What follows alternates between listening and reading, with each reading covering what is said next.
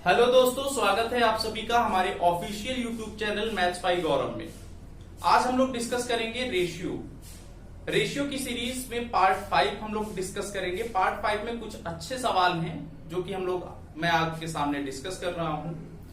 Video देखने से पहले आप पेन और कॉपी लेकर बैठ जाएं क्योंकि वीडियो काफी इंपॉर्टेंट होने वाली है, क्लास काफी इंपॉर्टेंट होने वाली है। तो चलिए स्टार्ट करते हैं। क्वेश्चन नंबर फर्स्ट आपकी स्क्रीन पर आ चुका है। जैसे पहले क्वेश्चन में कह रहा है 2/3 of the number of employ of a company are males and the rest are female. If 3/8 of the male employ and 2/5 of the female employ are temporary employ and the total number of permanent employ is 740. The 7/15 of the total number of the employees exceeds the number of temporary female employees by question mark. इस question को हिंदी में एक बार पढ़ते हैं। कह रहा है कि एक कंपनी है जहां पे 2/3 भाग मेल हैं और बाकी फीमेल हैं। मेल एम्प्लॉय का 3/8 और फीमेल एम्प्लॉय का 2/5 अस्थायी कर्मचारी हैं और कुल 740 कर्मचारी अस्थायी हैं। तो पूछ रहा है कुल कर्मचारियों का 7/15 भाग अस्थायी महिला कर्मचारियों की संख्या से कितना अधिक है। तो देखिए कैसे सॉल्व होगा। इस क्वेश्चन को करने के लिए हम क्या करेंगे, टोटल एम्प्लॉय कुछ भी मान लेंगे। तो मैंने यहां पे टोटल एम्प्लॉय मान लिया, मैं यहां पे टोटल एम्प्लॉय मान लूंगा। टोटल एम्प्लॉय क्या मानी, कह रहा है 2/3 का मतलब टोटल एम्प्लॉय मैंने मान लिया 300। टोटल एम्प्लॉय मैंने 300 मान लिया। अब टोटल एम्प्लॉय 300 है, कह रहा है इसका 2/3 भाग कौन है, 2/3 भाग कौन है भाई, मेल। तो 2/3 भाग मेल है तो मेल इसका कितना मेल हो जाएगा, मेल हो जाएंगे 200। बच्चे कौन, बच्चे फीमेल। फीमेल कितनी हो गई, फीमेल हो गई 100। कोई डाउट है तो फिर से पूछ लो। यहां पे फीमेल कितनी बची, फीमेल बची 100। अब क्या करेंगे, अगली लाइन में कह रहा है कि जो मेल एम्प्लॉय है उनका 3/8 भाग टेम्परेरी है। टेम्परेरी अस्थायी दिया है। अस्थायी कितना है, 3/8। इसका 3/8 निकालेंगे। इसका 3/8 कितना होगा, इसका 3/8 कितना होगा भाई 75। 3/8 कितना होगा 75। टेम्परेरी है, टेम्परेरी। अब इसमें कह रहा है इसमें कितने अस्थायी हैं, टेम्परेरी कितने हैं इसमें टेम्परेरी है 2/5। इसका 2/5 निकालेंगे। 2/5 कितना होगा 40। लेकिन हमें सवाल में क्या दिया है, हमें सवाल में परमानेंट एम्प्लॉय दिया है। हमें सवाल में टोटल परमानेंट एम्प्लॉय दिया है भाई, परमानेंट एम्प्लॉय। तो देख लो परमानेंट एम्प्लॉय कितने हैं, ये अस्थायी ये अस्थायी, दोनों को जोड़ दो तो टोटल टेम्परेरी आ जाएगा। 75 और 40 कितना होगा 115। 115 होगा कि नहीं, बोलो हाँ या ना। 115 अगर 300 में 300 हमने टोटल माना था, 300 में घटाएंगे तो कितना बचेगा 185 यूनिट। 185 यूनिट की वैल्यू क्वेश्चन में दिया है। कितना दिया है 740। तो बताओ जरा एक यूनिट की वैल्यू कितनी आई, एक यूनिट की वैल्यू। तो देखो ये कैंसिल हो जाएगा, एक यूनिट की वैल्यू आ गई कितनी 4। एक यूनिट की वैल्यू 4 आ गई तो हम टोटल एम्प्लॉय निकाल सकते हैं। टोटल एम्प्लॉय निकाल सकते हैं। टोटल एम्प्लॉय एक यूनिट 4 है तो टोटल एम्प्लॉय कितना होगा, मल्टीप्लाई 4 से कर दो। टोटल एम्प्लॉय आ गया कितना 1200। टोटल एम्प्लॉय कितना आ गया 1200। तो सवाल में कह रहा है कि टोटल एम्प्लॉय का 7/15 भाग 7/15 इंटू टोटल कितना है 1200। अस्थायी टेम्परेरी फीमेल से कितना ज्यादा है, टेम्परेरी फीमेल कितने हैं 40 यूनिट। एक यूनिट की वैल्यू 4 तो 40 यूनिट की वैल्यू 4 से गुणा करोगे कितना आएगा 160। ये टेम्परेरी है, माइनस कर दो 160। 15 से कैंसिल होगा कितने टाइम्स 80। 80 का 7 से गुणा करोगे 560 माइनस 160, आंसर आपका आ गया 400। तो ये काफी इंपॉर्टेंट क्वेश्चन था, एग्जाम में आया था। ठीक है ना भाई, इसमें कुछ नहीं करना है, बस 2/3 रिमेनिंग फीमेल होगा। टेम्परेरी दिया है, टेम्परेरी निकाल लेंगे, यहां भी टेम्परेरी निकाल लेंगे। परमानेंट दिया था, परमानेंट निकाल के एक यूनिट की वैल्यू फाइंड करेंगे, सॉल्व हो जाएगा। तो इसको नोट करिए, फिर हम लोग आते हैं नेक्स्ट अपने क्वेश्चन पे। स्क्रीनशॉट ले लीजिए, इसको मैं मिटा दे रहा हूं। देखो बार बार क्वेश्चन की प्रैक्टिस करेंगे, बार बार अगर आप क्वेश्चन की प्रैक्टिस करेंगे तो काफी आसान हो जाएंगी चीजें। बढ़ते हैं अगले सवाल पे। अगला क्वेश्चन आपकी स्क्रीन पर आ गया है। अगले क्वेश्चन में कह रहा है 555 रुपए was to be divided among A, B and C in the ratio of 1/4:1/5:1/6, but by mistake it was divided in the ratio 4:5:6. The amount in excess received by C was, Hindi में पढ़ते हैं, 525 रुपए को ए, बी तथा सी के मध्य बांटा गया है, जिनमें इनका अनुपात 1/4, 1/5, 1/6 है, लेकिन गलती से इनका अनुपात हो जाता है 4:5:6। तो कह रहा है कि सी के द्वारा प्राप्त की गई धनराशि कितनी अधिक है, कितनी ज्यादा धनराशि सी प्राप्त करता है। तो देखिए कैसे करेंगे। इनका सम हमें पता है, तीनों का सम 555 रुपए, बोलो हाँ या ना। तीनों का सम 555 है। अब कह रहा है कि इनको इस रेशियो में मिल रही थी धनराशि, जो अमाउंट डिस्ट्रीब्यूट हो रहा था वो इस रेशियो में डिस्ट्रीब्यूट हो रहा था, बोलो हाँ या ना, हो रहा था। लेकिन गलती से ये रेशियो कितना हो गया, 4:5:6। अब देखो यहां पे ये वैल्यू फ्रैक्शन में है तो हम इसको इंटीजर्स में चेंज करेंगे। इंटीजर्स में चेंज करने के लिए क्या करेंगे, 4, 5, 6 का एलसीएम कितना आएगा, 60 से मल्टीप्लाई, सब में 60 से मल्टीप्लाई, 60 से मल्टीप्लाई करेंगे तो क्या होगा, 60/4 15, 60/5 12, 60/6 10। ये पहले था, ये बाद में आ गया, ये बाई मिस्टेक हुआ है। अब देखिए हमसे सी का पूछा है तो सी ये है, सी ये है। अब हम निकाल लेंगे कि सी को यहां कितना पैसा मिला है और सी को यहां कितना पैसा मिला है, दोनों का डिफरेंस ही आंसर होगा। तो देख लो भाई आंसर क्या होगा, कितना ज्यादा मिला, 555 इंटू यहां कितना मिल रहा है 6, टोटल कितना है 6, 4, 10, 5, 15, माइनस कर दो, यहां पे भी 555 इंटू यहां कितना मिला 10, सी को कितना मिला 10, और टोटल कितना है 15, 12, 27, 10, 37। यही आपका क्या होगा आंसर, ये मनी आएगी। 15 से कटेगा, 15 3 बार, 15 7 बार, 37 का 6 से मल्टीप्लाई ना, 6 का 7 से 42, 4, 18, 4, 22, माइनस करेंगे 37 कितनी बार जाएगा, एक बार, कितना बचेगा 18, 185, फिर 5 बार जाएगा, यहां आ गया 150, माइनस करेंगे कितना आएगा 72। ये 72 आपका क्या होगा आंसर, मतलब सी को कितना रुपए ज्यादा मिलता है, 72 रुपए ज्यादा मिलता है। ठीक है ना, तो इसको नोट करिए, फिर आगे बढ़ते हैं नेक्स्ट अगले क्वेश्चन पे। अगला क्वेश्चन काफी इंपॉर्टेंट है और ये एग्जाम में भी आया था अभी रिसेंटली। जितने क्वेश्चन डिस्कस किए जाएंगे सारे इंपॉर्टेंट है, चाहे वो एसएससी का एग्जाम हो या बैंक का हो या रेलवे एनटीपीसी हो या यूपीएसआई, रेशियो वही है, क्वांट वही आता है। ठीक है ना, तो चलिए आगे बढ़ते हैं नेक्स्ट। अगला क्वेश्चन स्क्रीन पर आ गया, इसको एक बार पढ़िए आप लोग और वीडियो को पॉज करके सॉल्व करने की कोशिश करिए। चलिए अगला क्वेश्चन पढ़ते हैं। Ram's income is 37.5% more than income of Shyam, which is 14.28% more than that of Mohan. Ratio of their expenditure is 13:14:12 respectively. Shyam saves 12.5% of his income, which is 2400 rupees.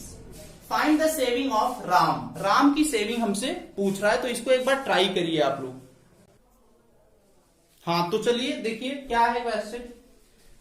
कह रहा है कि राम की जो इनकम है वो श्याम की इनकम से 37.5% ज्यादा है, जो कि मोहन से 14.28% ज्यादा है। इनके खर्चे का अनुपात 13:14:12 है। राम अपने आय का 12.5% बचाता है, जो कि 2400 रुपए है। तो राम की बचत निकालनी है, तो देखिए कैसे होगा। यहां पे 3 लोग हैं, कौन कौन? राम, श्याम और मोहन, 3 लोग हैं। मोहन, क्वेश्चन हम यहां से देखेंगे कि जो श्याम की इनकम है ना, which is 14.28% more than that of Mohan. 14.28% की वैल्यू हमें पता है 1/7, इसकी वैल्यू हमें पता है 1/7। इसका मतलब अगर मोहन की इनकम 7 है तो श्याम एक ज्यादा होगा, कितना होगा? 8 होगा। सही है ना भाई? नेक्स्ट में कह रहा है कि जो राम की इनकम है वो श्याम की इनकम से कितना ज्यादा है? 37.5%। इसकी वैल्यू होती है 3/8। मतलब अगर श्याम की इनकम 8 होगी तो राम 3 ज्यादा होगा। 3 ज्यादा होगा तो कितना होगा? 11। ये आपका आ गया इनकम का रेशियो। इनकम का रेशियो हमें पता चल गया, इनकम का रेशियो पता चल गया कितना? 11:8:7। नेक्स्ट कह रहा है खर्चे का अनुपात। एक्सपेंडिचर का रेशियो दिया है। एक्सपेंडिचर का रेशियो कितना दिया है? 13:14:12। 13:14:12। इतनी बात क्लियर है। नेक्स्ट में कह रहा है कि श्याम जो है वो अपने इनकम का 12.5% बचाता है। 12.5% की वैल्यू होती है 1/8। 1/8। इसका मतलब अगर श्याम की इनकम 8 है तो 1 बचाएगा। मतलब यहां 8 है तो ये बचाएगा कितना? सेविंग करेगा कितना? 1 का। लेकिन यहां 1 आ नहीं सकता क्योंकि यहां 14 है। अब क्या करेंगे? इस टाइप के क्वेश्चन वो लोग जल्दी कर लेंगे जिनकी प्रैक्टिस अच्छी होगी, जिनको ऑब्जर्वेशन करना आता होगा। हम क्या करेंगे? देखो क्या करेंगे, यहां पे मैं 2 से गुणा कर देता हूं। टोटल 2 से क्या करेंगे? गुणा। 2 से गुणा करेंगे तो यहां भी 2 से मल्टीप्लाई, यहां भी 2 से मल्टीप्लाई, यहां भी 2 से मल्टीप्लाई। अब ये हो गया 16। 16 में से 14 घटाएंगे, कितना बचेगा? 2। ये जो 2 है ना वो 16 का 1/8 है। इसका मतलब कंडीशन सेटिस्फाइड। क्लियर है? Condition satisfied. इसकी अगर सेविंग निकालेंगे तो 22 में से क्या घटाएंगे? 17, कितना आएगा? 9। इसको अगर माइनस करेंगे तो यहां आएगा 2। अब क्वेश्चन बन गया। इसके बाद हमें क्वेश्चन में दिया है सेविंग ऑफ राम की बचत, सॉरी सेविंग ऑफ श्याम की बचत दिया है। मतलब 2 यूनिट की वैल्यू दिया है 2400। 2 यूनिट की वैल्यू अगर 2400 है तो 1 यूनिट की वैल्यू कितनी आएगी? 1200। 1 यूनिट कितना आएगा? 1200 ना, कटेगा 1200। 1 यूनिट 1200 आया तो 9 यूनिट की वैल्यू कितनी आएगी? 12 का 9 से मल्टीप्लाई, 10,800 रुपया आंसर। 10,800 रुपया क्या होगा? आंसर। इस टाइप में करेंगे। चलिए नोट कर लीजिए, स्क्रीनशॉट ले लीजिए, फिर इसके बाद नेक्स्ट आते हैं। अगला क्वेश्चन देखिए, फिर से आ गया आपकी स्क्रीन पर। इसको एक बार पढ़िए आप लोग, कोशिश करिए, फिर हम लोग इसको सॉल्व करते हैं। इसको मैं मिटा दे रहा हूं।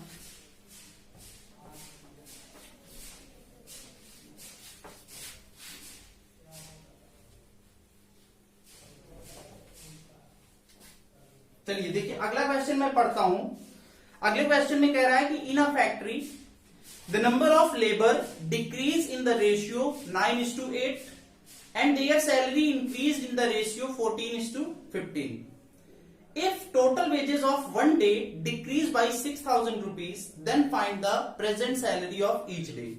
हिंदी में अगर पढ़ें तो कह रहा है कि एक फैक्ट्री है जहां पे मजदूरों की संख्या 9:8 से कमी हो गई और उनकी जो सैलरी है, वेतन है, वो 14:15 से बढ़ गई। यदि उनकी एक दिन की तनख्वाह में कुल कमी 6,000 रुपए की आती है तो अब उनकी एक दिन की सैलरी निकालनी है। तो देखिए कैसे होगा। एक साइड में लिखता हूं पहले, एक साइड में लिखता हूं अब। नाउ यहां पे मैंने लिख दिया लेबर, मजदूर। तो देखो किस रेशियो में कम हुआ है? 9:8। 9:8 मतलब पहले 9 मजदूर थे, अब कितने मजदूर हो गए? 8। जो सैलरी है वो किस रेशियो में बढ़ा है? 14:15। 14:15। तो अब देखिए क्या होगा, पहले 9 लेबर थे, अब हो गए 8 लेबर। और जो सैलरी है वो एक दिन की, पर डे एक दिन की कुल सैलरी 14 थी, अब हो गई कितनी? 15। तो हम निकाल सकते हैं ना टोटल सैलरी। टोटल सैलरी जो होगा वो मल्टीप्लाई करोगे, 14×9 = 126, 15×8 = 120। मतलब पहले सैलरी 126 यूनिट थी, अब सैलरी कितनी होगी? 120। तो इनका डिफरेंस कितना आएगा? इनका डिफरेंस आया 6, और यही 6 यूनिट की वैल्यू हमें दिया है 6000। 6 यूनिट की वैल्यू अगर 6000 है तो 1 यूनिट की वैल्यू कितनी आएगी? 1000। 1 यूनिट 1000 आया, तो अब सैलरी कितनी है? 120 यूनिट। 120 यूनिट की वैल्यू अगर निकालेंगे तो 120 यूनिट की वैल्यू कितनी आएगी? 3 जीरो चिपका दो, आपका क्या होगा आंसर? 3 जीरो हमने क्या किया? चिपका दिया। नोट कर लो, फिर आगे बढ़ते हैं।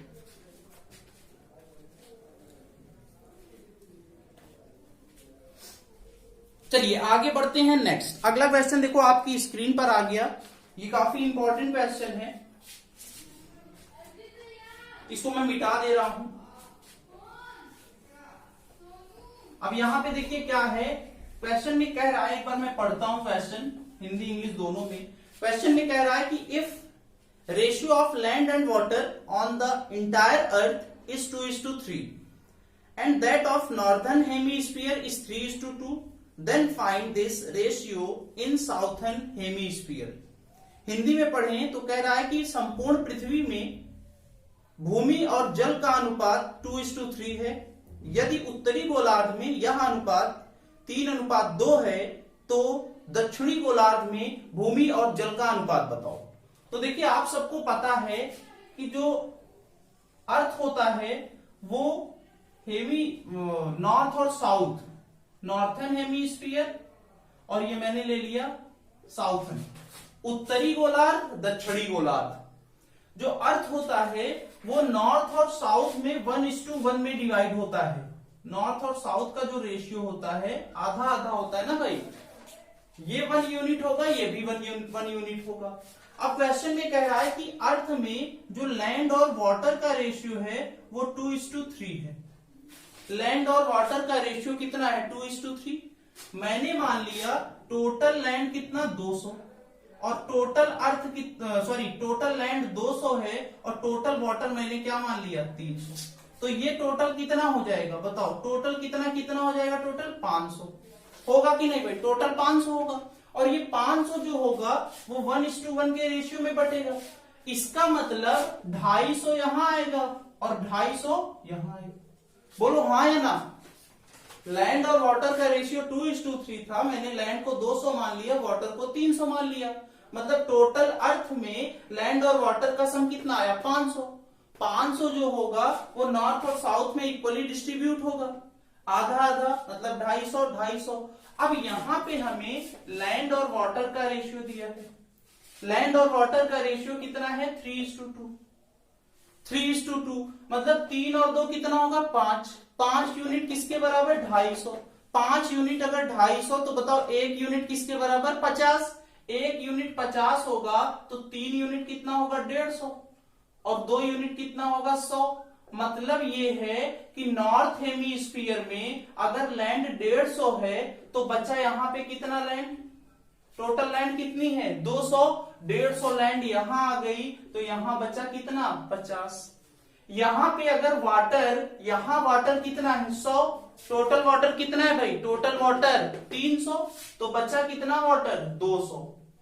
इनका हमसे रेशियो पूछा है, रेशियो हो जाएगा 1:4। रेशियो आपका क्या हो जाएगा? 1:4 हो जाएगा। तो इसको नोट कर लीजिए, काफी इंपॉर्टेंट था। अगर समझ में ना आया हो तो वीडियो को रिवाइंड करिए, फिर से देखिए। देखो बार बार ऐसे ही प्रैक्टिस करनी है। प्रैक्टिस तब तक करनी है जब तक सिलेक्शन ना हो, क्योंकि सिलेक्शन के बाद कोई पढ़ाई नहीं करता। यही आपके पास समय है, लॉकडाउन में आपके पास खूब समय है स्टूडेंट के पास कि वो ज्यादा से ज्यादा पढ़ सके, कोई डिस्टर्ब करने वाला नहीं है उनको, ठीक है ना।